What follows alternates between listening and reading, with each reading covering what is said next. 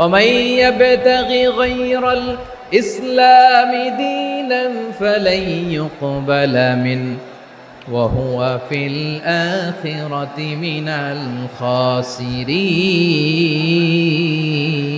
الخاسرين. Whoever seek anything except Islam, that won't be accepted from him, and he will be loser in the day of judgment. কিয়ামতের দিন ইসলাম ছাড়া কেউ যদি অন্য কোনো ধর্ম তালাশ করেছে দুনিয়াতে, তার এই মতাদর্শ গ্রহণ করা হবে না, and he will be loser. সে হবে লুজার, ক্ষতিগ্রস্ত, হাই হাই কোম্পানির ম্যানেজার। ওর আমও শেষ, সালাও শেষ। আওয়াজ করে বলেন ঠিক কি না? এজন্য ইসলাম পেয়ে আমরা খুশি না বেজার? প্রত্যেক নামাজ শেষে আমরা আল্লাহরে বলি, আল্লাহ রাদিতু বিল্লাহি রাব্বা ওয়া বিল ইসলামি দীনা ওয়া বি মুহাম্মাদিন নাবিয়ান ওয়া রাসূলা। ও আল্লাহ, তোমারে রব হিসেবে পেয়ে আমরা খুশি। ও আল্লাহ, ইসলামকে ধর্ম হিসেবে পেয়ে আমরা খুশি। বিশ্বনবীকে আমাদের রাসূল পেয়ে আমরা খুশি। ঠিক কিনা বলেন? ইসলাম ছাড়া অন্য কোনো ধর্ম আমরা গ্রহণ করব না। ঠিক কিনা বলেন? আল্লাহর কাছে অ্যাকসেপ্টেড রিলিজিয়ান একটা, সেটা ইসলাম। তো বিশ্বনবী সাল্লাল্লাহু আলাইহি ওয়াসাল্লাম মক্কাতে কিংবা মদিনাতে খুব পিসফুলি এক্সিস্ট করেছেন, যে কোনো ধর্মের সাথে মিলেমিশে চলেছেন। তার প্রমাণ আমরা যদি রাসূল সাল্লাল্লাহু আলাইহি ওয়াসাল্লামের বায়োগ্রাফির দিকে তাকাই, তাহলে দেখব তিনি মুশরিকদের সাথে পিস ট্রিটি করেছেন, শান্তি চুক্তি, পিস ট্রিটি, পিস এগ্রিমেন্ট। আপনারা হুদাইবিয়ার সন্ধির নাম শুনেছেন? আমার লালমনিরহাটের কলিজার টুকরা ভাইয়েরা, হুদাইবিয়ার সন্ধির নাম আপনারা শোনেন নাই? 6ষ্ঠ হিজরিতে বিষ্ণু ঈসা ইসলাম মুশরিকদের সাথে এই ট্রিটি করেছেন, চুক্তি। কাদের সাথে? মুশরিকদের সাথে। আমরা তো মুসলমান বসতে পারি না। আমরা দুই মুসলিম ভাই একসাথে বসে চা খেতে পারি না, গল্প করতে পারি না। বিষ্ণু ঈসা ইসলাম মুশরিকদের সাথে ট্রিটি করেছেন, হুদাইবিয়ার সন্ধি। এই সন্ধির আগে মক্কা থেকে কেউ মদিনায় যেতে পারে না, মদিনা থেকে কেউ মক্কায় যেতে পারে না। কিন্তু এই সন্ধির পরে ট্রাফিক স্বাভাবিক হয়ে গেল। মক্কার লোকেরা মদিনায় আসতে পারে, মদিনার লোকেরা মক্কায় আসতে পারে। এটাকে বলে সুলহে Hudaibiya, the peace agreement of Hudaibiya, শান্তি চুক্তি। আমরা পৃথিবীতে এখন অনেক শান্তি চুক্তির নাম শুনি, এগুলো সব the piece treaty of Hudaibiya থেকে কপি করা। আল্লাহু আকবার। তাহলে বিশ্বনবী সাল্লাল্লাহু আলাইহি সাল্লাম তিনি যে শান্তিপূর্ণ সহাবস্থানে বিশ্বাসী ছিলেন, মুসলমানেরা যে অন্য ধর্মের প্রতি সহনশীল, তার প্রমাণ হচ্ছে এই পিস ট্রিটি। শুধু তাই নয়, মদিনায় যে বিষ্ণু ইসলাম মদিনা চার্টার করলেন, মদিনা সনদ, সাহিফাতুল মদিনা, এটার বলে মদিনা চার্টার। যে ওয়েস্টে, ইউরোপে, আমেরিকাতে তারা অনেক চার্টার করে, এই সব চার্টার মদিনা চার্টার থেকে কপি করা। আওয়াজ করে পড়েন সুবহানাল্লাহ। বিষ্ণু ইসলাম মদিনায় গেলেন, মদিনাতে মুসলিম, মুশরিক, ইয়াহুদি, এই 3 ধর্মের লোক মিলে সব স্টেক হোল্ডার যারা আছে সবাইকে নিয়ে বিষ্ণু ইসলাম মদিনা চার্টার করলেন, মদিনা সনদ। পড়েন সুবহানাল্লাহ। শুধু তাই নয়, মক্কাতে বিশ্বনবী পিস এগ্রিমেন্ট করলেন, শান্তি চুক্তি মুশরিকদের সাথে। মদিনাতে যে বিশ্বনবী মদিনা চার্টার করলেন, মদিনা সনদ করলেন ইহুদিদের সাথে। আবার মদিনাতে বিশ্বনবী ইহুদিদের সাথে পিস ডায়ালগ করলেন, ইন্টারফেথ ডায়ালগ করলেন, আন্তধর্মীয় সংলাপ করলেন। যে সংলাপের মূল ভিত্তি ছিল তাওহীদ। মূল ভিত্তি ছিল কি? তাওহীদ। বিশ্বনবী ইহুদিদেরকে ডাকলেন, আহ্বান করলেন, কুল ইয়া আহলাল কিতাবি তাআলাউ ইলা কালিমাতিন সাওয়াইন বাইনানা ওয়া বাইনাকুম আল্লা না'বুদা ইল্লাল্লাহ ولا نشرك به شيئا ولا يتخذ بعضنا بعضا أربابا من دون الله فإن تولوا فقولوا اشهدوا بأننا مسلمون. سبحان الله. পড়েন। বিশ্বনবী মদিনার ইহুদিদের ডেকে বললেন, ও ইহুদিরা, শোনো শোনো, আসো এমন একটা আদর্শের প্রশ্নে আমরা একত্রিত হই, যে আদর্শের প্রচার তোমাদের নবীরাও করেছে, আমিও করি। যে আদর্শের কথা তোমাদের পবিত্র ধর্মগ্রন্থগুলোতে আছে, আমার কোরআনেও আছে। সেটা হলো তাওহীদ। আমরা এক আল্লাহ ছাড়া কারো ইবাদত করব না, আল্লাহর সাথে কাউরে শরীক করব না, আল্লাহ ছাড়া কাউরে রব মানব না। পড়েন সুবহানাল্লাহ। তাহলে আমার প্রিয় লালমনিরহাটের ভাইরা, মদিনাতে যেয়ে তিনি মদিনা চার্টার করলেন, মদিনা সনদ, পিস ডায়ালগ করলেন, শান্তির সংলাপ, ইন্টারফেথ ডায়ালগ করলেন, আন্তধর্মীয় সংলাপ, যার ভিত্তি ছিল তাওহীদ। সুবহানাল্লাহ পড়েন। তাহলে অন্য ধর্মের প্রতি সব সময় ইসলাম সহনশীল, টলারেন্স। যদি আপনি দেখতে চান ইসলামের নবী বিশ্ব নবীর দিকে তাকান, ঠিক কিনা বলেন? আমরা তো সংখ্যালঘুদের রাইটস প্রোটেক্ট করার জন্য কত আইন বানাই, কত বৈঠক করি, কত সংবাদ সম্মেলন করি। বিষ্ণু সাল্লাল্লাহু আলাইহি ওয়াসাল্লাম সংখ্যালঘুদের রাইটসের ব্যাপারে, অধিকারের ব্যাপারে যে কথা বলেছেন, শুনলে আপনি অবাক হয়ে যাবেন। বিশ্বনবী বলেন, আলা মান যালামা মুআহাদান আও ইনতাকাসাহু আও কাল্লাফাহু ফাওকা তাআতিহি আও কাল্লাফাহু ফাওকা তাকাতিহি আও আখাযা মিনহু শাইআন বিগাইরি তিবি নাফসিন ওয়া আনা হাজিজুহু ইয়াউমাল কিয়ামা। খবরদার, জেনে রাখো, কেউ যদি কোনো সংখ্যালঘুর উপরে অত্যাচার করে, কোনো সংখ্যালঘুর প্রাপ্য থেকে যদি কেউ কাউকে ঠকায়, কোনো সংখ্যালঘুর সম্পদ যদি কেউ জোর করে কেড়ে নেয়, আমি কিয়ামতের দিন বিশ্বনবী ওই সংখ্যালঘুর পক্ষে আর ওই মুসলমানদের বিপক্ষে বাদী হয়ে দাঁড়াবো। সুবহানাল্লাহ বলতে পারলেন না? আল্লাহু আকবার। আপনি নামাজি, আপনি মুসল্লি, আপনি হাজী সাহেব, তাহাজ্জুদ পড়তে পড়তে কপালে দাগ ফেলে দিছেন, আপনার প্রতিবেশী হিন্দু, ভাবছেন আমার তো পাওয়ার আছে, ওর জমিটা দখল করি। বিশ্বনবী বলেন, কিয়ামতের দিন ওই হিন্দুর পক্ষে তোর বিরুদ্ধে আমি বাদী হয়ে দাঁড়াবো। পৃথিবীর কোন ধর্মে এরকম স্টেটমেন্ট পাবেন? পাবেন? আপনি ভাবছেন আপনি নামাজ পড়লে হাজী সাহেব কপালে দাগ ফেলায় দিলে আপনি সেলসেলায় জান্নাতে চলে যাবেন না? খবরদার। বিশ্বনবী বলেন, কোন সংখ্যালঘুর উপর যদি কেউ আক্রমণ করে, তার প্রাপ্য তাকে না দিয়ে যদি তাকে ঠকায়, তার উপর জুলুম করে, তার সম্পদ যদি কেড়ে নেয়, আমি নবী, তুমি মুসলিম হইতে পারো, মুসল্লি হইতে পারো, তার পক্ষে তোমার বিপক্ষে আল্লাহর দরবারে বাদী হয়ে দাঁড়াবো। আচ্ছা লালমনিরহাটের ভাইরা, বিশ্বনবী যদি কিয়ামতের দিন কারো বিপক্ষে দাঁড়ায়, ও তো সেলসেলায়া জান্নাতি, তাই না? জান্নাতি না? যে নবীর সুপারিশ ছাড়া জান্নাতের গেটও দেখা যাবে না, ওই নবী যদি বলে তোর বিপক্ষে আমি বাদী হয়ে দাঁড়াবো, ওই জান্নাতে আর ঢোকার কোনো সুযোগ আমাদের থাকবে? এখানেই শেষ না আমার প্রিয় লালমনিরহাটের ভাইয়েরা, এখানেই শেষ নয়। বিশ্বনবী বলেন, মান কাতালা মুআহাদান, বুখারীর বর্ণনা, মান কাতালা মুআহাদান লাম ইয়ারাহ রাইহাতাল জান্নাহ। অন্যায় ভাবে কোনো মুসলিম যদি কোনো সংখ্যালঘুরে হত্যা করে, জান্নাতে যাওয়া তো দূরের কথা, ওই মুসলিম জান্নাতের ঘ্রাণও পাবে না। সেই বুখারীর বর্ণনা, মান কাতালা মুআহাদান লাম ইয়ারাহ রাইহাতাল জান্নাহ ওয়া ইন্না রিহাহা লা ইউজাদু মিন মাসিরাতি 40 আমা। যে জান্নাতের ঘ্রাণ 40 বছর দূরের রাস্তা থেকেই পাওয়া যায়। সুবহানাল্লাহ পড়েন। প্রিয় ভাইরা, এখান থেকে জান্নাতে পৌঁছতে লাগবে 40 বছর। এত দূর, কত বছর? সবাই বলেন কত বছর? এখান থেকে জান্নাতে পৌঁছতে লাগবে 40 বছর।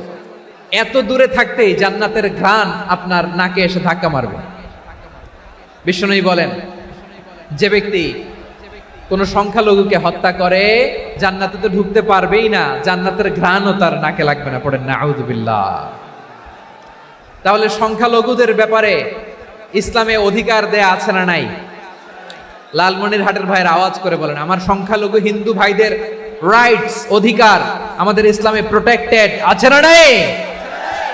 এখানেই শেষ না। বিষ্ণু ইসলাম আপনার অমুসলিম প্রতিবেশীর সাথে ভালো আচরণ করতে বলেছে। আমাদের হয় না এটা মুসলিম পাড়া, ওটা বৌদ্ধ পাড়া, হয় না? অনেক সময় হয় না এটা আমাদের মুসলিম পাড়া, ওইটা হিন্দু পাড়া, এরকম আছে না নাই? লালমনিরহাটে নাই না? আছে? হিন্দু যদি আপনার প্রতিবেশী হয় কি করবেন? ওরে কষ্ট দিবেন নাকি? কেন? ও তো হিন্দু, ও তো আমার আল্লাহরে ডাকে না, ওরে কষ্ট দিলে জায়েজ হবে না? খবরদার। বিষ্ণু ইসলাম বলেন, মান কানা ইউমিনু বিল্লাহ ওয়াল ইয়াউমিল আখির ফালিউকরিম জারাহ। যে আল্লাহ বিশ্বাস করে, আর আখেরাতে বিশ্বাস করে সেজন্য প্রতিবেশীর সাথে ভালো আচরণ করে। সুবহানাল্লাহ। কলিজা জুড়ায় যায় না আমার নবীর কথাগুলো শুনলে? যে আল্লাহ বিশ্বাস করে, যে আখেরাতে বিশ্বাস করে, সেজন্য প্রতিবেশীর সাথে ভালো আচরণ করে। এখানে বলছে মুসলিম প্রতিবেশী, বলছে নামাজি প্রতিবেশী, বলছে আল্লাহওয়ালা প্রতিবেশী, বলছে না।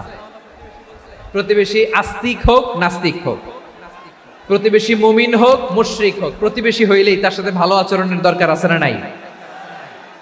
আমার প্রিয় লালমনিরহাটের ভাইয়েরা, বিষ্ণু ইসা ইসলাম ওনার ইহুদি প্রতিবেশীদের দেখাশোনা করতেন। আওয়াজ না শোনা যাক, আমারও তো দেখা যায়, আমারও তো দেখা যায়। তাকায় থাকেন, তাকায় থাকলে সওয়াব হবে। কোরআনের কথা যেখান থেকে হয় এদিকে তাকায় থাকলেই বরকত। তাকায় থাকেন। জি জি, মাইক, আমি তার মাইক ঠিক করতে আসি না এদিকে, এই মাইক ঠিক করব, ওই মাইক ঠিক করব, ওদিকে পাইলট বলবে হুজুর চলে আসেন। জি বসুন, বসুন, মাশাআল্লাহ। হ্যাঁ, খুব শান্ত, ঠিক আছে। পুলিশ ভাইরা না খেয়ে দিনরাত আপনারা যাতে সুশৃঙ্খল একটা প্রোগ্রাম উপহার পান, এটাই চেষ্টা করতেছে। আপনাদেরকে কষ্ট দিতে আসে নাই, একটু একটু সহযোগিতা করেন। জি মাশাআল্লাহ, হ্যাঁ ঠিক আছে। আমার প্রিয় ভাইরা, প্রতিবেশী আস্তিক হোক নাস্তিক হোক, মুসলিম হোক হিন্দু হোক, তার সাথে ভালো আচরণ করতে হবে। বিষ্ণু ইসা ইসলাম ওনার ইহুদি প্রতিবেশীর বাসায় যেতেন। কোন প্রতিবেশী? ইহুদি। আওয়াজ করে বলেন, কোন প্রতিবেশী? ইহুদি। এক ইহুদি কিশোর বিষ্ণু ইসা ইসলামের খেদমত করতে, ইহুদি ছেলে আমার নবীর খেদমত করতো। তারা ছিল নবীর প্রতিবেশী।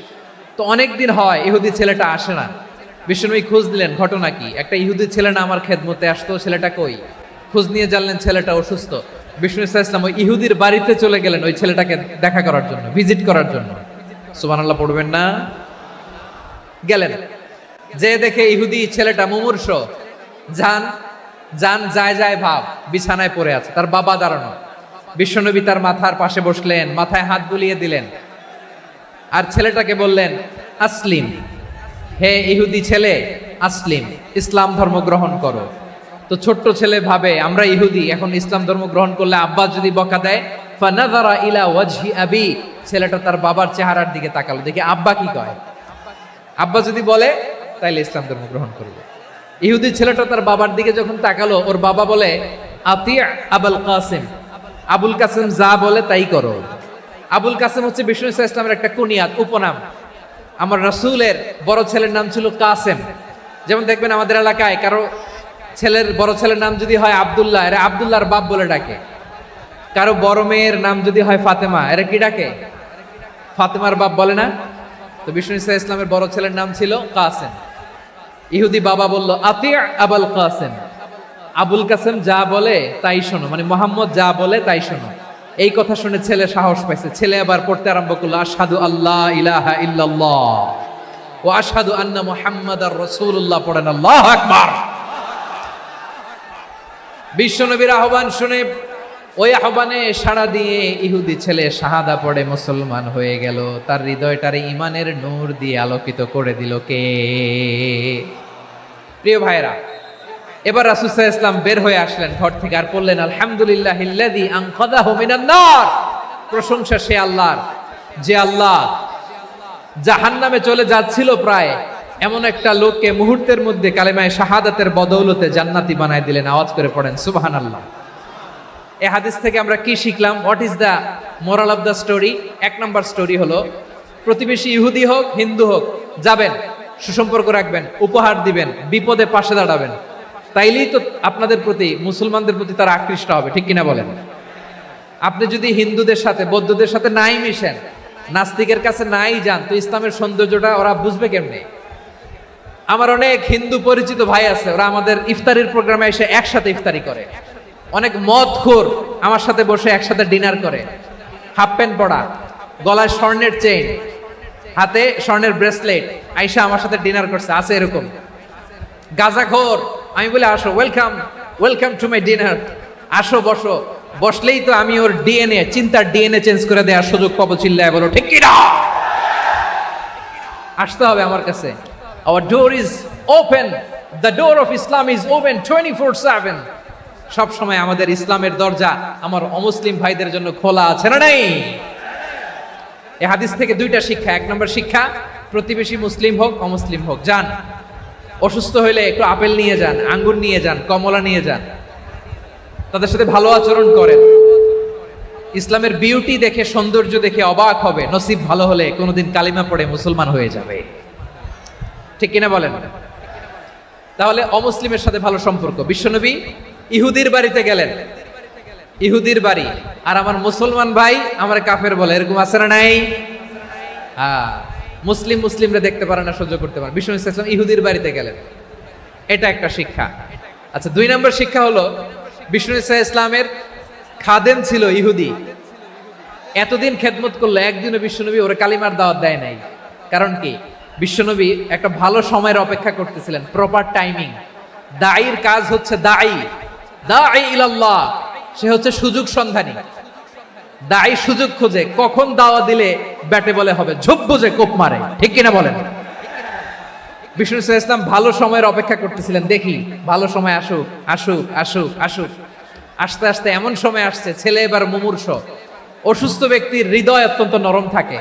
হসপিটালে যখন কেউ যায় তার হৃদয়টা বড্ড নরম থাকে, মৃত্যুর ভয়ে তার অন্তরটা নরম থাকে। ঠিক কিনা বলেন? এই প্রপার টাইমিং এর অপেক্ষা করতেছিলেন। যখনই টাইমিং পেয়েছেন, দাওয়াত দিলেন, পড়ো লা ইলাহা ইল্লাল্লাহ, সুবহানাল্লাহ পড়েন সবাই। তাহলে ইসলাম অমুসলিম প্রতিবেশীর সাথে ভালো আচরণ করতে বলে। ইসলাম অমুসলিম মাতা পিতার সাথেও ভালো আচরণ করতে বলে। মাতা পিতা যদি অমুসলিম হয়, তারে ফেলে দিতে পারবেন? পারবেন? আমার লালমনিরহাটের ভাইয়েরা, অনেক হিন্দু ছেলে আমাদের হাতে শাহাদা পড়ে মুসলিম হয়, কিন্তু ওর মা মুসলমান হয় নাই, বাবাও হয় নাই। এরকম আছে না নাই? তো ও হয়েছে মুসলিম, মা বাপ হিন্দু, এখন মা বাপ কি বাদ? হ্যাঁ, মা বাপ বাদ দেয়া যাবে? যেই মা আপনারে 9 মাস 8 মাস পেটে ধারণ করলো, আপনার মায়ের নার ছেঁড়া ধন, আপনি ওই মারে বাদ দিতে পারবেন? যেই মায়ের বুকের তাজা দুধ খেয়ে আপনি আজকে বাড়ন্ত তাজা তরতাজা, ওই মারে বাদ দেয়া যাবে? মায়ের এক ধারে দুধের দাম, কাটিয়া গায়ের চাম, পাপোশ বানাইলে ঋণের শোধ হবে না, এমন দরদি ভাবে কেউ হবে না আমার মাহা গো। ঠিক কিনা? মাকে তো বাদ দেয়া যায় না। وَقَضَى رَبُّكَ أَلَّا تَعْبُدُوا إِلَّا إِيَّاهُ وَبِالْوَالِدَيْنِ إِحْسَانًا। আল্লাহ বলে, অবধারিত 2টা ভার্ডিক্ট তোমাদের জন্য, এক আল্লাহর ইবাদত করবা আর মা বাবার প্রতি ইহসান করবা। আদেশটা কার? মা বাবার প্রতি ইহসান করতে হবে। আমার মা হিন্দু হোক, ভালো আচরণ করতে হবে, বৌদ্ধ হোক, ভালো আচরণ করতে হবে। আমার যে সমস্ত হিন্দু ভাইয়েরা মুসলিম হয়েছে, তোমাদের মা বাবা এখনো মুসলমান হয় নাই, তাদের সাথে ভালো আচরণ করতে হবে। খেদমত নিজে করতে হবে, অথবা খেদমতের ব্যবস্থা করাই দিতে হবে। মান্থলি যে খরচ লাগে এটা দিতে হবে। আরে তুমি এখন মুসলিম, তোমার মা বাবা হিন্দু, এখনই তো সুযোগ ইসলামের সৌন্দর্য দেখানো। এখন মা বাবা যদি দেখে, আরে এটা হিন্দু থাকতে তো বদমাইশ ছিল, বেয়াদব ছিল, কি এমন ধর্ম সে গ্রহণ করলো যেটা গ্রহণের সাথে সাথে সে পাল্টে গেল? কি এমন ধর্ম সে গ্রহণ করেছে যেটা তার জীবনকে আলোকিত করে দিয়েছে? নসিব ভালো হইলে তারাও কালিমা পড়ে মুসলমান হয়ে যাবে। বিষ্ণু ইসলামের স্ত্রীর নাম ছিল আয়েশা রাদিয়াল্লাহু তাআলা আনহা, আবু বকর রাদিয়াল্লাহু তাআলা আনহুর মেয়ে। আবু বকর রাদিয়াল্লাহু তাআলা আনহুর আরেক মেয়ের নাম হচ্ছে আসমা। কি নাম? দুজনই আবু বকর রাদিয়াল্লাহু তাআলা আনহুর মেয়ে, আসমা আর আয়েশা। নাম দুইটা কেমন লাগে? আসমা নামটা কেমন লাগে? আয়েশা নামটা কেমন লাগে? লালমনিরহাটে অনাগত যদি কন্যা সন্তান হয়, যদি মনে চায় আসমা রেখে দিতে পারবেন, যদি মনে চায় আয়েশা রেখে দিয়েন। দেশে বিদেশে এয়ারপোর্টে রাস্তা ঘাটে শুধু বলে, হুজুর একটা নাম দেন, আমার ছেলের একটা নাম দেন, মেয়ের একটা নাম দেন। তো আমার মনে আছে যশোরের আদ্দিনের মাহফিলে আমি 1-2টা নাম দিয়েছিলাম। আজকে লালমনিরহাটের এই প্রোগ্রামে কন্যা সন্তান যদি হয়, 2টা নাম দিলাম, আসমা কিংবা আয়েশা। ইনশাআল্লাহ পড়েন। দুজন বোন, এক মায়ের না, বাবা এক মা দুজন। আয়েশা রাদিয়াল্লাহু তাআলা আনহার মায়ের নাম উম্মে রুমান, আর আসমা রাদিয়াল্লাহু তাআলা আনহার মায়ের নাম কুতাইলা বিনতে আব্দুল উজ্জা। আবু বকর রাদিয়াল্লাহু তাআলা আনহু 4টা বিয়ে করেছিলেন। তো একই ঘটনা ঘটেছে এই ফ্যামিলিতে। আসমা ইসলাম ধর্ম গ্রহণ করে মুসলিমা, কিন্তু তার মা কুতাইলা মুশরিকা।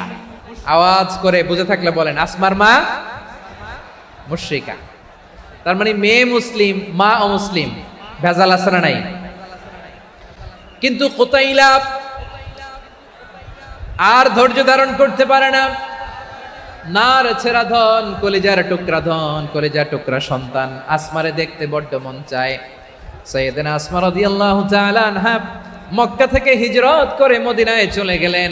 হুদাইবিয়ার পর যখন মক্কা মদিনার ট্রাফিক স্বাভাবিক হলো, মক্কার লোক মদিনায় যায়, মদিনার লোক মক্কায় আসে। কুতাইলা কলিজার টুকরা সন্তান আসমারে দেখার জন্য কিছু উপহার নিয়ে বিশাল মরুপথ পাড়ি দিয়ে মক্কা থেকে মদিনায় যায়। সুবহানাল্লাহ বলেন। এখন মা আসছে মেয়ের সাথে দেখা করতে, মেয়ে তো আর দেখা দেয় না। মেয়ে ভাবছে আমার মা তো মুশরিকা, অপবিত্রা, তার সাথে কি দেখা দেয়া যাবে? বিশ্বনবীর দরবারে চলে গেলেন। সুবহানাল্লাহ বলেন। কি সৌভাগ্যবান ছিল তারা, মাসলা জানার দরকার হলেই নবীর দরবারে চলে যেত। ঘরে বউয়ের সাথে ঝগড়া হলে নবীর দরবারে চলে যেত। অনেক সাহাবী বলে আমার পেটে ক্ষুধা লাগলো আমি নবীর কাছে চলে যেতাম, কারণ নবীর চেহারার দিকে তাকালেই আমার পেটের ক্ষুধা মিটে যেত। সাইয়েদনা আসমা রাদিয়াল্লাহু তাআলা আনহা বিশ্বনবীর কাছে চলে গেলেন, যে বললেন ইয়া রাসূলুল্লাহ ইয়া হাবিবাল্লাহ ইন্না উম্মি কাদিমাতুন ইলাইয়া ওয়া হিয়া রাগিবা। আমার মা মক্কা থেকে অনেক দূর মরুর পথ পাড়ি দিয়ে উপহার সামগ্রী নিয়ে মদিনায় আমার সাথে দেখা করতে এসেছে গো নবী। আমার জানতে বড্ড ইচ্ছে হয় আমি আমার মুশরিকা মায়ের সাথে একটু দেখা করতে পারবো কিনা। আফা আসিলুহা, আগে যেমনি আমি আমার মায়ের সাথে ভালো আচরণ করতাম, যেমনি আমি আমার মায়ের সাথে সদাচরণ করতাম গো নবী, এখন আমি মুসলিমা মা মুশরিকা, এখনো কি আগের মতো সদাচরণ করতে পারবো নাকি? বিশ্বনবী বললেন নাম সিলিহা, হ্যাঁ রে আসমা, অবশ্যই অবশ্যই, আগে ঠিক যেমন তুমি তোমার মায়ের সাথে ভালো আচরণ করতে এখনো তেমনি আগের মতো ভালো আচরণ করবা। আওয়াজ করে পড়েন সুবহানাল্লাহ। কি ইসলাম আমরা পেয়েছি! কত ব্রড মাইন্ডেড আমাদের ইসলাম, কত ওপেন মাইন্ডেড ইসলাম, কত ওপেন আপ করতে পারে, চিন্তা করতে পারেন। বিষ্ণু বললেন হ্যাঁ অবশ্যই, নাম সুলিহা, আগে যেমনি ভালো আচরণ করছো আসমা এখন ওইরকমই করো, পারলে আরো বাড়াই করো। সুবহানাল্লাহ বলেন। তাহলে আমার যে হিন্দু ভাইয়েরা, হিন্দু বোনেরা ইমানের বদৌলতে দৌলতে আপনি ধন্য হয়েছেন, আপনার আম্মা আব্বা এখনো মুসলমান হয় নাই, তাদের জন্য দোয়া করেন, তাদের জন্য দোয়া করেন, আল্লাহ যেন তাদেরকেও ইমানের দৌলত দান করে। আমরা সবাই পড়ি আমিন, আরো জোরে পড়েন আমিন। এখন বলেন ইসলাম কি ন্যারো মাইন্ডেড রিলিজিয়ান না ব্রড মাইন্ডেড? লালমনিরহাটের যুবক ভাইরা আওয়াজ করো, ইসলাম কি ন্যারো মাইন্ডেড না ব্রড মাইন্ডেড? কতটা ব্রড মাইন্ডেড দেখেন। বিশ্বনবী সাল্লাল্লাহু আলাইহি সাল্লাম অমুসলিমরা যদি নবীকে উপহার দিত, ওই উপহারও বিশ্বনবী গ্রহণ করতেন। সুবহানাল্লাহ পড়েন। আপনার অমুসলিম বন্ধু যদি উপহার দেয় সেটাও আপনি নিতে পারবেন, যেটা নেওয়া জায়েজ। কিন্তু আপনার বন্ধু যদি আপনার মদের বোতল দেয়, নিতে পারবেন? হ্যাঁ, মদের বোতল দিলে পারবেন না। আপনার বন্ধু যদি আপনার পর্ক দেয়, পর্ক শুকরের গোশত মিশ্রিত কোনো খাবার, ওটা নিতে পারবেন না। হালাল যে কোনো জিনিস নিতে পারবেন। বিশ্বনবী সাল্লাল্লাহু আলাইহি ওয়াসাল্লাম অমুসলিমদের দেয়া হাদিয়া গ্রহণ করতেন। কেমন নবী ছিলেন! আমার নবীরে চিনে নেন, আমার নবীর অ্যাটিটিউড জেনে নেন। বিশ্বনবী সাল্লাল্লাহু আলাইহি ওয়াসাল্লাম যখন কোনো জনপদে যেতেন 3টা অপশন নিয়ে যেতেন। প্রিয় ভাইয়ের আওয়াজ করে বলতে হবে, কোন জনপদে গেলে আমার নবীর অপশন থাকতো কয়টা? আমার মতো 3 আঙ্গুল উঁচু করে দেখান আর বলুন, আমার নবী কোন জনপদে গেলে কয়টা অপশন নিয়ে যেতেন? 1 নাম্বার অপশন আসলিম তাসলাম। নতুন এলাকায় গেলে বলতেন আসলিম তাসলাম, ইসলাম ধর্ম গ্রহণ করো, শান্তিতে থাকবা, আমার ভাই হয়ে যাবা, আমরা ভাই ভাই, ইসলাম মানো, আমরা ভাই ভাই। অপশন নাম্বার কত? 1।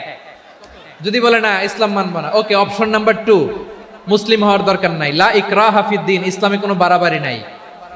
খ্রিস্টান আছো থাকো, বৌদ্ধ আছো থাকো, ইহুদি থাকতে চাও থাকো, কিন্তু আমরা যেহেতু রিজিওনাল সুপার পাওয়ার, আমাদের আন্ডারে থাকো, ট্যাক্স দিয়া থাকো, এটার বলে জিজিয়া। আলেম যারা আছেন বুঝবেন এটার আরবিতে কি বলে, জিজিয়া। You pay us the tax, we will give you the security. তোমরা ট্যাক্স দিবা, আমরা সিকিউরিটি দিব, আমাদের আওতায় থাকবা, কেউ তোমাদেরকে আক্রমণ করতে পারবে না, আমরা নিরাপত্তা দিব। সুবহানাল্লাহ বলেন। এটা অপশন নাম্বার কত? আচ্ছা বুঝে থাকলে বলেন, 1 নাম্বার অপশন কি ছিল? ইসলাম। ইসলাম মানো শান্তিতে থাকবা, ভাই ভাই, আমরা ভাই ভাই। অপশন নাম্বার 2, ট্যাক্স দাও, আমরা নিরাপত্তা দিব, মুসলিম হওয়া লাগবে না। এখন 1 নাম্বারও মানে না, 2 নাম্বারও মানে না, মুসলিম হবো না, ভালো খ্রিস্টান থাকো, ট্যাক্স দাও, আমরা সিকিউরিটি দিব না, এটাও মানি না। বিষ্ণু বলেন তাহলে তলোয়ার আমাদের আর তোমাদের মাঝে ফয়সালা করবে। মুসলিমও হবা না, ট্যাক্স দিবা, নিরাপত্তা দিব, আমরা সুপার পাওয়ার, আমাদের আন্ডারে থাকবে, এটাও না। তাহলে তোমাদেরকে তো আমরা বিশ্বাস করতে পারি না, কখন না কখন বিশ্বাসঘাতকতা করো, কার সাথে মিলে হাত মিলাও, তলোয়ার আমাদের মাঝে ফয়সালা করবে। তখন তিনি জেহাদের সশস্ত্র সংগ্রামের ঘোষণা দিতেন। সুবহানাল্লাহ পড়েন। দেখেন পশ্চিমারা জেহাদকে এইভাবে চিত্রায়িত করে না, ওরা জেহাদ বলতে বুঝায় তলোয়ার, হাত কাটো, গলা কাটো না। জেহাদ সশস্ত্র সংগ্রাম 3 নম্বরে। অধিকাংশ ক্ষেত্রেই বিশ্বনবীর সুন্দর আচরণ দেখে, আরে আমার নবীর যে নুরানি চেহারা, অনেকে তো কেবল সিরেফ চেহারাটা দেখেই কালিমা পড়ে মুসলমান হয়ে গিয়েছে। যারা মুসলিম হয় নাই তারা তাদের ইসলামেই বলবৎ ছিল, ট্যাক্স দিয়ে ইসলামের আন্ডারে ছিল। যারা এটাও মানে নাই ওইটাও মানে নাই, তাদের বিরুদ্ধে জেহাদ। বিষ্ণু ইসলাম 7ম হিজরিতে যখন খায়বার বিজয়ের পরে ইসলাম রিজিওনাল সুপার পাওয়ার হিসেবে আত্মপ্রকাশ করলো, বিশ্বনবী চিঠি লিখলেন অন্যান্য সুপার পাওয়ারের কাছে, রাষ্ট্রীয় চিঠি লেখে এক রাষ্ট্রপ্রধান আরেক রাষ্ট্রপ্রধানের কাছে, ঠিক কিনা বলেন? জানেন না আপনারা? এই যে 24-এর ছাত্র নাগরিক অভ্যুত্থানে, এই অভ্যুত্থান যখন শুরু হয়, আমি তখন সাউথ আফ্রিকাতে, একটা স্ট্যাটাস দিয়েছিলাম, কোটা নয় গোটা দেশ সংস্কার করা লাগবে।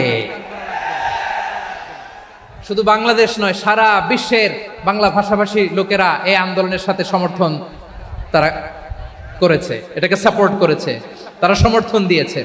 আমাদের ইউনাইটেড আরব আমিরাতের বাংলাদেশি ভাইয়েরা তারা সেখানে রাস্তায় নেমে এসেছিল, জানেন? ওইখানে ডেমনস্ট্রেশন করা যায় না, সেখানকার সরকার তাদেরকে যাবজ্জীবন দিয়েছিল। তখন আমাদের এই যে প্রধান উপদেষ্টা ডক্টর মোহাম্মদ ইউনূস সরাসরি G2G বলে, এটারে G2G, government to government, G2G, উনি চিঠি লিখলেন যে তাদেরকে, ইউর হাইনেস, হে সম্মানিত আমির, আপনি আমার এই চিঠির কারণে আমার সম্মানে এই 53 জন বাংলাদেশিকে মাফ করে দেন। এই চিঠির বদৌলতে বেকসুর খালাস পেয়ে গিয়েছিল আমাদের ভাইরা, জানেন না এই ঘটনা আপনারা? তাহলে গভর্নমেন্ট টু গভর্নমেন্ট চিঠি দেওয়া হয়। 7ম হিজরিতে বিষ্ণু ইসলাম সব সুপার পাওয়ারের কাছে চিঠি দিলেন, রোমান সম্রাটের কাছে, পারস্য অধিপতির কাছে, মিশরের অধিপতির কাছে, সবার কাছে চিঠি লিখলেন।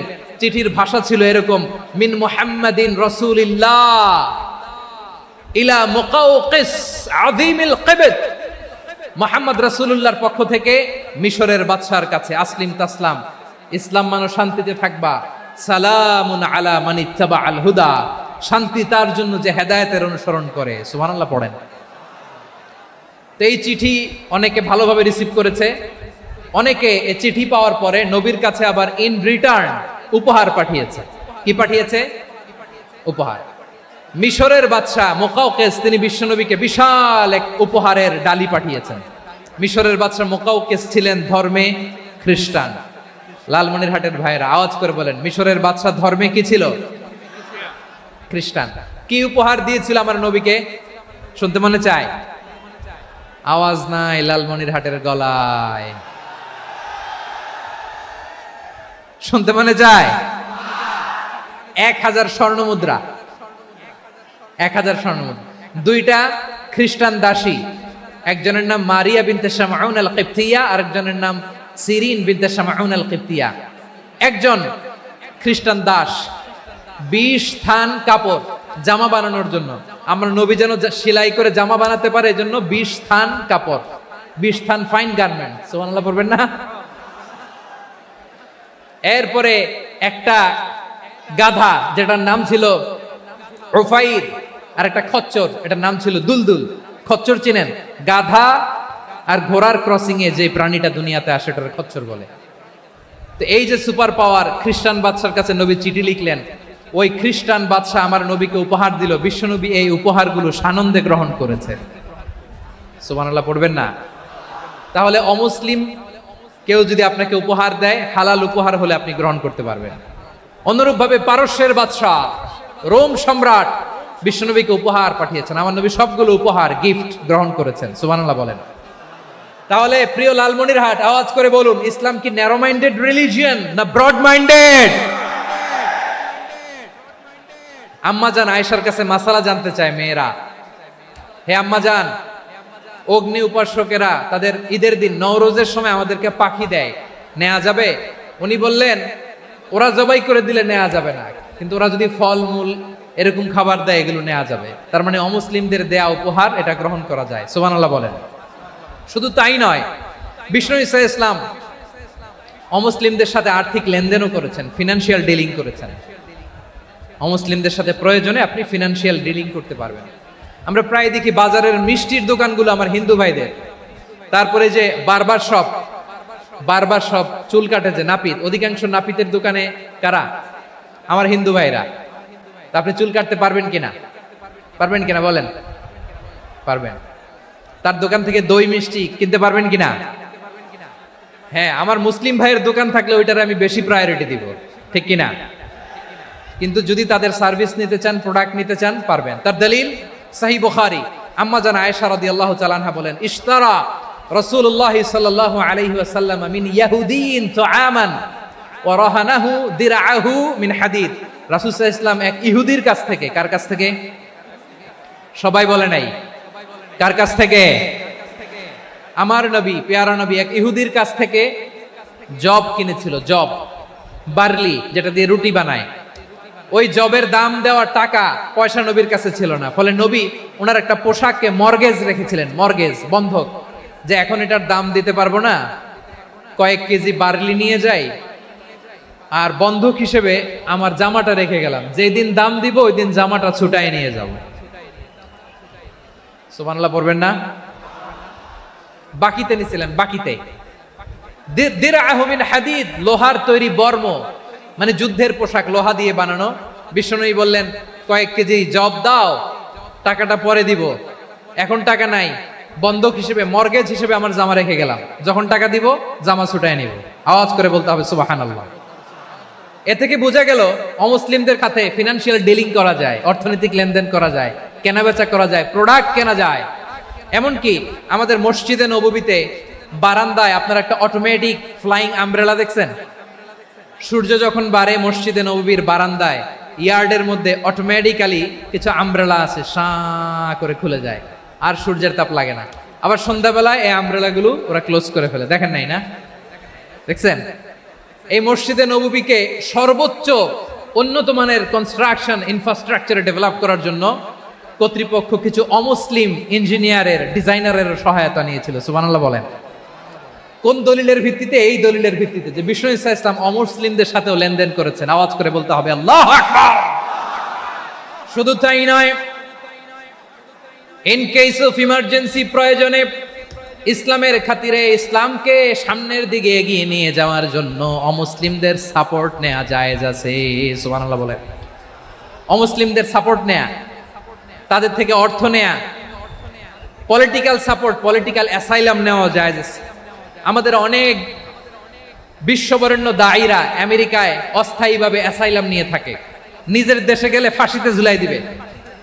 যুগ যুগ ধরে দায়ীদের উপরে এরকম অত্যাচার আর নির্যাতন আছে না নাই? মিশরের অনেক দায়ীরা পাশ্চাত্যে যেয়ে থাকে, এই যে তারা পলিটিক্যাল অ্যাসাইলাম নিয়ে থাকে, রাজনৈতিক আশ্রয়, এটা জায়েজ আছে না? এটা যে জায়েজ আছে তার প্রমাণ স্বয়ং বিশ্বনবী সাল্লাল্লাহু আলাইহি ওয়াসাল্লাম পলিটিক্যাল সাপোর্ট নিয়েছিলেন অমুসলিমদের কাছ থেকে। সুবহানাল্লাহ বলেন। খুব মজাদার একটা ঘটনা, শুনবেন? আপনাদের আগ্রহ দেখে তো মনে হয় না শোনার ইচ্ছা আছে। আছে আছে আমার ভাইরা, বিশ্বনবীর বয়স তখন প্রায় 51 বছর। কত বছর? বিশ্বনবীর সবচেয়ে কাছের মানুষ খাদিজা রাদিয়াল্লাহু তাআলা আনহা ইন্তেকাল করেছেন। বিশ্বনবী বড্ড কষ্ট পেলেন, হৃদয়টা ভেঙে খান খান। যিনি ঘরের ভেতরে বিশ্বনবীকে সান্ত্বনা দিতেন, ভালোবাসা দিতেন, বাইরে গেলে কুরাইশরা বকাঝকা করে, অত্যাচার করে, কিন্তু আম্মাজান খাদিজা রাদিয়াল্লাহু তাআলা আনহা ঘরটারে এমন শান্তির নীড় বানায় রেখেছেন, এই ঘরের ভিতরে ঢুকলে বিশ্বনবীর কলিজাটা ঠান্ডা হয়ে যেত। এজন্য রব্বুল আলামিন বলেন, খাদিজা, ও আমার বান্দি খাদিজা, জান্নাতে এমন স্পেশাল একটা ঘর আমি তোমার জন্য রেডি করে রেখেছি। ওই ঘরের মধ্যে কোনো আওয়াজ নাই, ওই ঘরের মধ্যে কোনো নয়েজ নাই, ওই ঘরে কোনো বিশৃঙ্খলা নাই।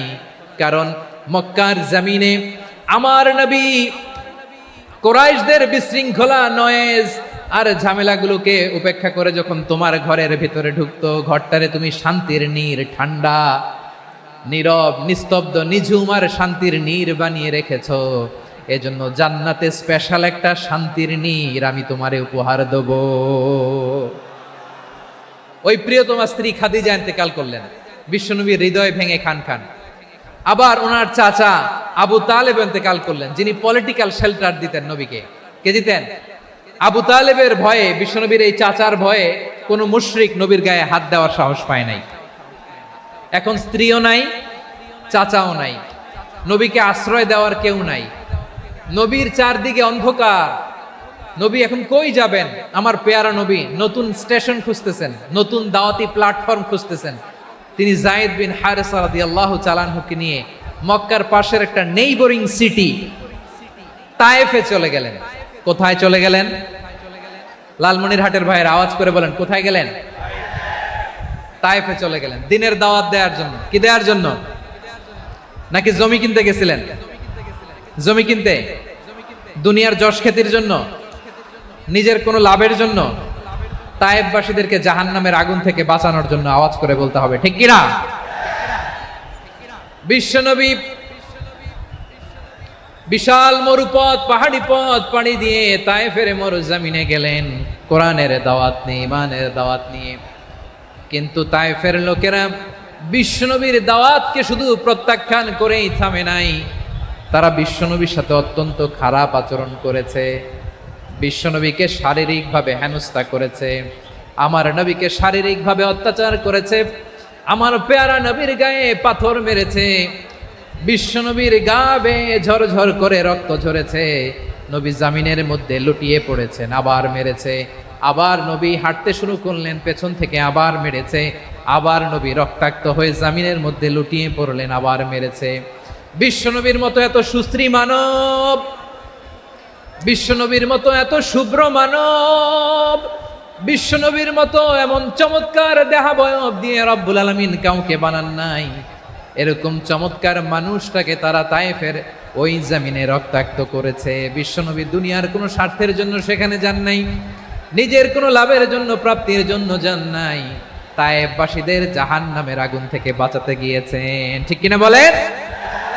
খে না খে দিন প্রচারের কাজে নিজেকে দিয়েছ বিলিয়ে, তায়েফের কাফিরেরা চিনল না সে আলো, দুষ্ট ছেলেদের পিছু দিল লেলিয়ে, পাথরের আঘাতে ক্ষত বিক্ষত হয়ে সারা শরীর থেকে রক্ত ঝরে। হে রাসূল তোমাকে ভুলি আমি কেমন করে, হে রাসূল তোমাকে ভুলি আমি কেমন করে। পারেন না আপনারা? ধরুন আমার সাথে, হাজার ব্যথা বেদনার পরে ফিরে আসনি তুমি আপন ঘরে, দিনের আলো তুমি ছড়িয়ে দিতে চলে গেলে মদিনায় মক্কা ছেড়ে। হে রাসূল তোমাকে ভুলি আমি কেমন করে, হে রাসূল তোমাকে ভুলি আমি কেমন করে। ঠিক কিনা বলে? প্রিয় ভাইরা, তায়েফের ছেলেরা নবীকে রক্তাক্ত করলো। আমার নবী কই যাবে? কই যাবে? মক্কায় জায়গা নাই, তায়েফে জায়গা নাই। তায়েফ থেকে ভারাক্রান্ত মন নিয়ে আমার নবী মক্কায় ফিরে আসলেন। বিশ্ব নবী মক্কায় ঢুকতে পারেন না। মক্কার মরুভূমির দিকে তাকিয়ে, উপত্যকার দিকে তাকিয়ে বিশ্বনবী ধা ধা করে কাঁদেন, ঝরঝর করে। নবীর চেহারা মোবারক থেকে চোখের পানিগুলো বেয়ে বেয়ে পড়ে। আমার জন্মস্থান, আমার শৈশব, কৈশোর, যৌবন কেটেছে এই মক্কায়। আমার এলাকায় আমি ঢুকতে পারি না। বিশ্বনবী মক্কার অনতি দূরে দাঁড়িয়ে জায়েদকে পাঠালেন, জায়েদ যাও, দেখো কেউ আমাকে সাপোর্ট করার মতো আছে কিনা, যাও অমুকের কাছে যাও। জায়েদ গেলেন, তারাও প্রত্যাখ্যান করে ফিরিয়ে দেয়। বিশ্বনবী বললেন যাও অমুক লোকের কাছে যাও, তিনিও প্রত্যাখ্যান করে ফিরিয়ে দিলেন। কেউ বিশ্বনবীকে আশ্রয় দিতে রাজি হয় না। নিজ জন্মভূমিতে বিতাড়িত বিশ্বনবী, সর্বশেষ বিশ্বনবী বললেন যাও মুতঈম ইবনে আদির ঘরে যাও। মুতঈম ইবনে আদি মুশরিক, তার কাছে যাও। গেলেন, মুতঈম ইবনে আদি রাজি হয়ে গেল। সুবহানাল্লাহ বলেন। দেখেন অনেক বিপদের সময়ও আমি নিজে সাক্ষী, সামাজিকভাবে রাজনৈতিকভাবে কত ঝঞ্ঝা, কত ষড়যন্ত্র, কত কনস্পাইরেসি পাড়ি দিয়ে আমাদেরকে সামনে এগিয়ে যেতে হয়। এই শত্রুদের ভেতরেও একজনকে দাঁড় করিয়ে দেয় যে আল্লাহর কোরআনের জন্য রেডি হয়ে যায়। পড়েন সুবহানাল্লাহ।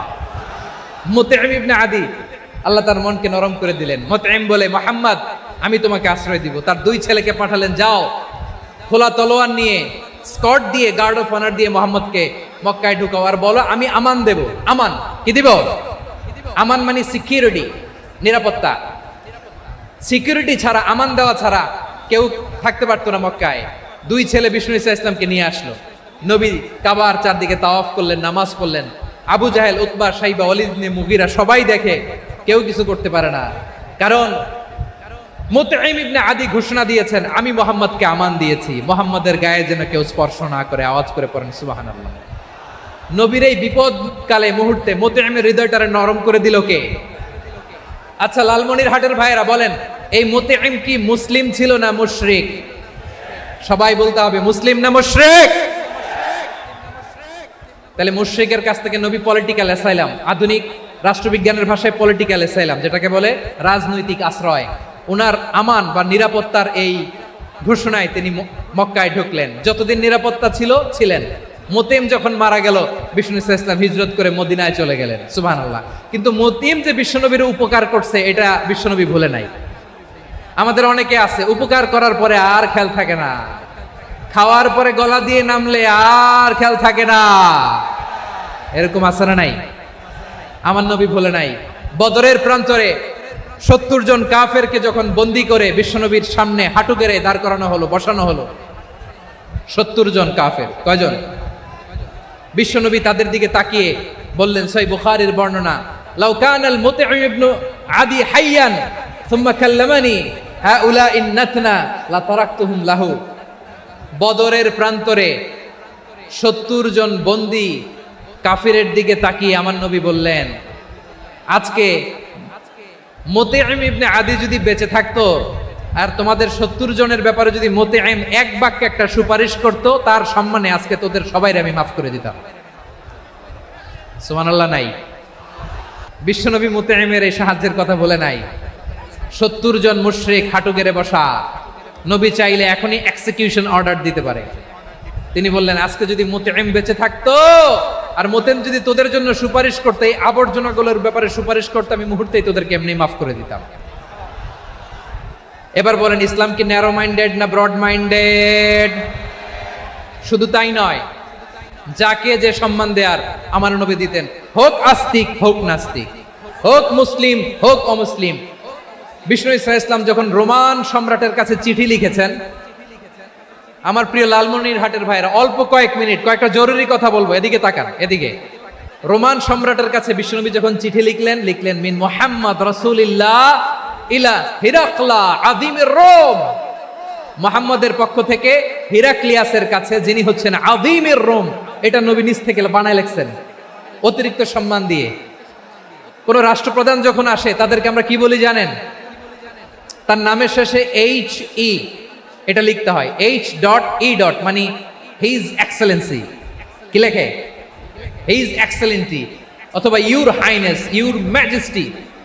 দেখেন বিশ্বনবী সাল্লাল্লাহু আলাইহি ওয়াসাল্লাম সব নবীদেরও নবী, তিনি একজন মুশরিক খ্রিস্টান সম্রাট রোমান সম্রাটের কাছে চিঠি লিখতে যায়, লিখতেছে ইলা হিরাকলা আযীমির রোম, হিরাক্লিয়াসের কাছে আমার চিঠি, যিনি রোমের আযীম, হিজ হাইনেস, মানে রোমের অনেক সম্মানিত এক বাহাদুর। আওয়াজ করে বলেন সুবহানাল্লাহ। তার মানে যাকে যে সম্মান দেয়ার এটা বিশ্বনবী দিতেন। এমনকি যেই ইহুদিরা ভালো ছিল এই ইহুদিদেরও প্রশংসা করেছেন বিশ্বনবী মুহাম্মদুর রাসূলুল্লাহ সাল্লাল্লাহু আলাইহি ওয়াসাল্লাম। এক ইহুদির প্রশংসা করেছেন বিশ্বনবী। ইহুদির কার?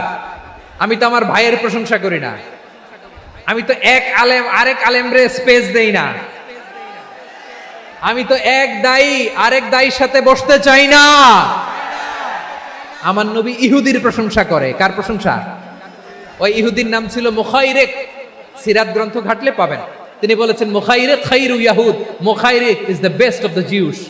জুইশদের মধ্যে সে সবচেয়ে ভালো। কেন প্রশংসা করলেন তার? এর কারণ মদিনা চার্টারে কথা ছিল সব ধর্মের মুসলিম মুশরিক ইহুদিরা মিলে মদিনাকে রক্ষা করবে। কিন্তু তৃতীয় হিজরিতে যখন উহুদের যুদ্ধ শুরু হলো, সবার কথা ছিল যেই আক্রমণ করে আমরা মদিনাকে বাঁচাবো। কোন শহরকে বাঁচাবো? মদিনাকে। কিন্তু কুরাইশরা যখন অ্যাটাক করলো, ইহুদিরা আর আসে না, ইহুদিরা আর বেরোয় না। বিষ্ণু বললেন, ওহে ইহুদিরা, তোমরা না চুক্তি করলে আমার সাথে যে মদিনা বাঁচাতে সবাই ঝাঁপিয়ে পড়বো, আসো। একটা ইহুদিও বেরোয় না, কেউ আসে না সেদিন, একজন ছাড়া। তার নাম মুখাইরেক। তার নাম কি? মুখাইরেক বাহাদুরের মতো ঘোড়সাওয়ার হয়ে বেরিয়ে গেলেন এবং বললেন, গোটা ইহুদি সাম্রাজ্যের একজনও যদি না আসে, আমি মুখাইরেককে কেউ ঘরে আটকে রাখতে পারবে না।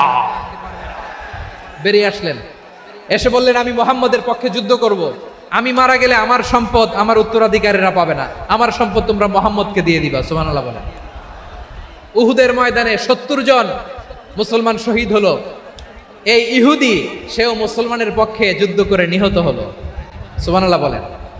মুসলিমদের লাশ যখন নিয়ে আসা হলো, এই মুখাইরিকের লাশও নিয়ে আসা হলো। মুসলিমদের লাশের পাশে মুখাইরিকের লাশ দেখে বিশ্বনবী মুখাইরিকের প্রতি অনেক খুশি হলেন। আর বিশ্বনবী খুশি হয়ে বললেন, মুখাইরিক খায়রু ইয়াহুদ। মুখাইরিক, যদিও তুমি ইহুদি, তারপরেও তুমি সব ইহুদিদের মধ্যে সেরা ইহুদি। পড়েন সুবহানাল্লাহ। আমার নবী ইহুদিকেও সম্মান দিতে কার্পণ্য করে নাই। আওয়াজ করে বলেন আল্লাহু আকবার। প্রিয় ভাইরা, এবার সর্বশেষ আওয়াজ করে বলেন, ইসলাম কি ন্যারো মাইন্ডেড নাকি ব্রড মাইন্ডেড? সবাই বলেন, ন্যারো মাইন্ডেড না ব্রড মাইন্ডেড? এজন্য অমুসলিম হইলেই তারা আমাদের শত্রু নয়। শত্রু কারা? এই লালমনিরহাটের ভাইরা শোনেন, শত্রু কারা? যে সমস্ত অমুসলিম আমাদেরকে নিশ্চিহ্ন করে দিতে চায়, যে সমস্ত অমুসলিম আমাদের ভূখণ্ড থেকে আমাদেরকে তাড়িয়ে দিতে চায়, যে সমস্ত অমুসলিম আমার ধর্ম নিয়ে তুচ্ছতাচ্ছিল্য করে চিল্লায় বলেন ঠিক কিনা, তারা আমাদের শত্রু। সাধারণ অমুসলিমরা আমার শত্রু নয়। এই যে হিন্দুরা থাকে, এরা আমার ভাই, বৌদ্ধরা আমার ভাই, খ্রিস্টানরা আমার ভাই, ইহুদিরা আমার ভাই। তারা দিনই ভাই নয়, তারা মায়ের পেটের ভাই নয়, তারা মানবিক দিক থেকে ভাই। ও মানুষ, আমিও মানুষ। ইসলাম মানুষকে সম্মান করে, চিল্লায় বলো ঠিক কিনা। যারা আমাদের অস্তিত্বকে নিশ্চিহ্ন করতে চায়, যারা আমাদের ভূখণ্ডকে দখল করতে চায়, যারা আমাদেরকে নিয়ে মকারি করে, ফান করে, টিটকারি করে, আমার ধর্ম নিয়ে খেলা করে, তাচ্ছিল্য করে, ওদের বিরুদ্ধে আমাদের জিহাদ। সাধারণ মুসলিম আমাদের শত্রু নয়। আপনি জানেন নিউ ইয়র্কে, আমি তো নিউ ইয়র্কে ছিলাম অনেকদিন, ওখানে ফিলিস্তিনিদের পক্ষে যখন আমরা মিছিল করেছি, অনেক ইহুদি আমাদের সাথে মিছিলে দাঁড়িয়েছে। কারণ ওরাও জানে এই ভূখণ্ড ফিলিস্তিনিদের ভূখণ্ড। আওয়াজ করে বলো লালমনিরহাট ঠিক কিনা। ইসরায়েলের রাজধানী খোদ তেল আবিবে অনেক ইহুদিরা বেঞ্জামিন নেতানিয়াহু তার বিরুদ্ধে মিছিল করেছে। তো তারা কি আমাদের শত্রু? না। অনেক খ্রিস্টান আমাদের সাথে আমাদের স্বার্থ রক্ষায় আমাদের পাশে দাঁড়িয়েছে। খেয়াল রাখবেন, হিন্দু আর হিন্দুত্ববাদ এক নয়, ইহুদি ধর্ম আর জায়নিজম এক নয়। জায়নিজমের বিরুদ্ধে আমাদের সংগ্রাম, আমাদের জিহাদ। চিল্লায় বলেন ঠিক কিনা। এই যে ফিলিস্তিনের ভাইরা, তারা তাদের স্বাধীনতা সংগ্রামের জন্য লড়াই করছে, করে যাচ্ছে, আমরা এটাকে সমর্থন জানাই। চিল্লায় বলো ঠিক কিনা। কাশ্মীরের ভাইরা স্বাধীনতার জন্য সংগ্রাম করছে, আমরা সেই সংগ্রামকে সমর্থন জানাই। আওয়াজ করে বলো ঠিক কিনা। যারাই আমাদের ইসলামকে নিশ্চিহ্ন করতে চায়, তাদের বিরুদ্ধে আমাদের সংগ্রাম। আওয়াজ করে বলতে হবে ঠিক কিনা। ওই সমস্ত দুর্বৃত্তদের সাথে আমাদের কোনো সম্পর্ক নাই। আমরা যদি ঐক্যবদ্ধ থাকতে পারি, ওই দুর্বৃত্তরা চান্স পাবে না। আমরা ঐক্যবদ্ধ থাকতে রাজি আছি। লালমনিরহাটের ভাইয়েরা, আমরা ঐক্যবদ্ধ থাকলে ওই দুর্বৃত্তদের কালো হাত ভেঙে দিতে আমাদের সময় লাগবে না। তাদের কালো হাত ভেঙে দিতে রাজি আছে মুসলমান? কারা কারা রাজি? দু হাত তুলে দেখাও।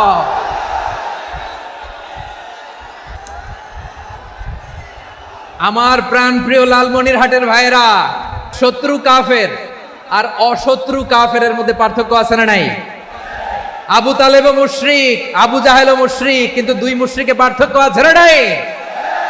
আবু তালেব নবীর চাচা, মুশরিক, মারা গিয়েছে মুশরিক অবস্থায়, কিন্তু আজীবন আমার নবীকে আগলে রেখেছে, আমার নবীকে সাপোর্ট করেছে, ভালোবেসেছে। আবু জাহেল মুশরিক, মারা গিয়েছে মুশরিক হিসেবে, আজীবন আমার নবীর বিরুদ্ধাচারণ করেছে। আবু জাহেলের শক্তি, সামর্থ্য, স্ট্র্যাটেজি, প্ল্যান সব আমার নবীর বিরুদ্ধে ছিল। এই আবু জাহেলের কারণে একটা দিন শান্তিতে আমার নবী মক্কায় ঘুমাতে পারে নাই। চিল্লায় বলেন ঠিক কিনা? এজন্য রব্বুল আলামিন বলেন, লা ইয়ানহাকুমুল্লাহু আনিল্লাযীনা লাম ইউকাতিলুকুম ফিদ-দীনি ওয়া লাম ইখরিজুকুম মিন দিয়ারিকুম আন তাবাররুহুম ওয়া তুকসিতু ইলাইহিম ইন্নাল্লাহা ইউহিব্বুল মুকসিতিন।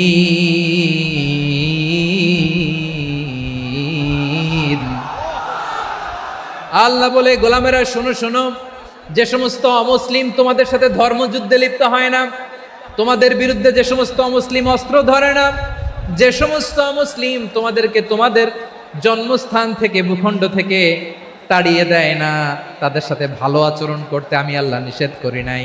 তাদের সাথে সদাচরণে কোনো নিষেধাজ্ঞা নাই, বরং তাদের সাথে সদাচরণ করো, এটাই আমি আল্লাহ চাই। তাহলে আমার যে অমুসলিমরা আমাদের সাথে শত্রুতা করে না, তুচ্ছতাচ্ছিল্য করে না, আমাদের ভূমি থেকে আমাদেরকে উচ্ছেদ করতে চায় না, আমাদের বিরুদ্ধে অস্ত্র ধরে না, ওই অমুসলিম ভাইদের সাথে আমাদের কোনো দ্বন্দ্ব আছে? কোনো বিরোধ আছে? বরং আছে ভালোবাসা। বরং আছে কি? এই ভালোবাসা দিয়েই আমরা বিশ্ব জয় করব। রাজি আছো মুসলমান? আমাদের পুঁজি ভালোবাসা। আমাদের পুঁজি কি? এবার আওয়াজ করে বলেন আমার এই পুরো আলোচনা থেকে, the religious coexistence, peaceful coexistence, শান্তিপূর্ণ সহাবস্থান, কমিউনাল হারমোনি, এই সাম্প্রদায়িক সম্প্রীতি, এই আলোচনা থেকে কি বুঝলেন? ইসলাম কি ন্যারো মাইন্ডেড না ব্রড মাইন্ডেড? এই ব্রড মাইন্ডেড হৃদয় নিয়ে, ভালোবাসা দিয়ে আমরা বিশ্ব জয় করতে চাই। রাজি আছেন? আল্লাহ কবুল করুক, আমরা সবাই পড়ি আমিন। লালমনিরহাটের জেলা স্টেডিয়ামে আমার প্রিয় মায়েরা, বোনেরা, আপনাদের জন্য একটা হাদিস বলে শেষ করব। বিশ্বনবী বলেন, আমার মায়েরা খেয়াল করে শুনুন, বিশ্বনবী আপনাদের উদ্দেশ্য করে বলেন, আল মারআতু ইযা সাল্লাত খামসাহা ওয়া সামাত শাহরাহা হাফিজাত ফুরুজাহা আতাআত বা'লাহা ফালতাদখুল মিন আইয়ি আবওয়াবিল জান্নাতি শাআত। বিশ্বনবী বলেন, ও রমণীরা, ও নারীরা, যে সমস্ত নারী এই চারটা কাজ করবে, এই চারটা কাজের গ্যারান্টি দিবে, তাদেরকে জান্নাতের 8টা দরজার গ্যারান্টি দেয়া হবে। কি চারটা কাজ? 1 নাম্বার, আল মারআতু ইযা সাল্লাত খামসাহা, যে নারী 5 ওয়াক্ত নামাজ পড়ে। কি করে? জেলা স্টেডিয়ামে অবস্থানরত আমার নারীরা, বোনেরা, বিশ্বনবী আপনাদেরকে 4টা কাজের কথা বলেছেন, খুব বেশি না। 4টা করলে 8 জান্নাতের দরজা সব খোলা। কোনটা দিয়ে যাবেন? যেটা দিয়ে মনে চায়। 1 নাম্বার 5 ওয়াক্ত নামাজ। আমার বোনেরা জোহরের নামাজ পড়তে পড়তে এটা আসরে নিয়ে যায়, আসর পড়তে পড়তে এটা মাগরিবে নিয়ে যায়। এরকম আছে না নাই? লালমনিরহাটে হয়তো নাই। আমার বোনেরা এটা করবেন না। ইন্নাস সালাতা কানাত আলাল মুমিনিনা কিতাবাম মাওকুতা, সময় মতো পড়বেন। সামাত শাহরা, রমাদানের রোজাগুলো রাখবেন। হাফিজাত ফুরুজাহা, যে নারী তার চরিত্রকে হেফাজত করে, তার প্রাইভেট হেফাজত করে, তার লজ্জাস্থান হেফাজত করে। ও মায়েরা, আপনার এই গর্ভ যে কত দামি আপনি জানেন না। আপনার এই গর্ভ থেকে জন্মাবে আগামী সালাহুদ্দিন আল আইয়ুবী। আপনার গর্ভ থেকেই জন্মাবে ইমাম আল মাহদি আল মুনতাযার। আপনার পেট থেকে জন্মাবে আবু সাইদের মতো বীর সৈনিক।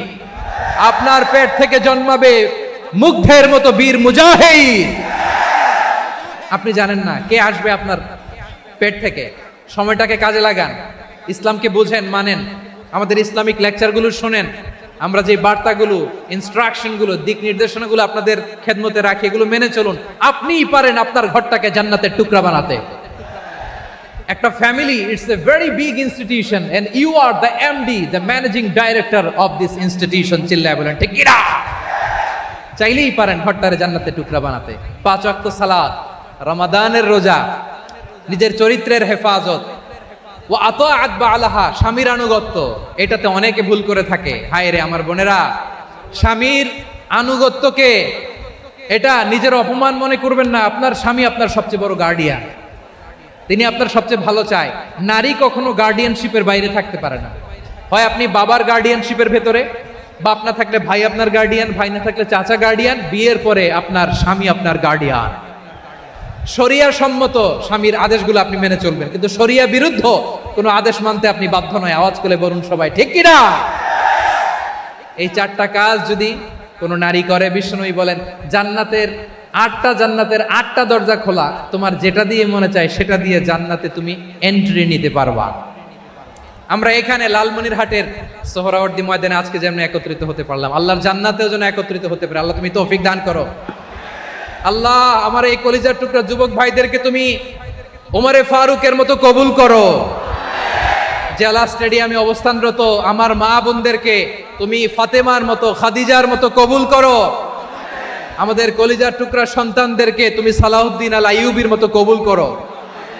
বিশ্ব মানবতার পক্ষে বলে না ঝারি, মজলুম জনতার পক্ষে বলে না ঝারি, আল কুরআনের পক্ষে বলে না ঝারি, রসুলের সুন্নার পক্ষে বলে না ঝারি, মিজানুর রহমান আঝারি, মিজানুর রহমান আঝারি, মিজানুর রহমান আঝারি, মিজানুর রহমান আঝারি।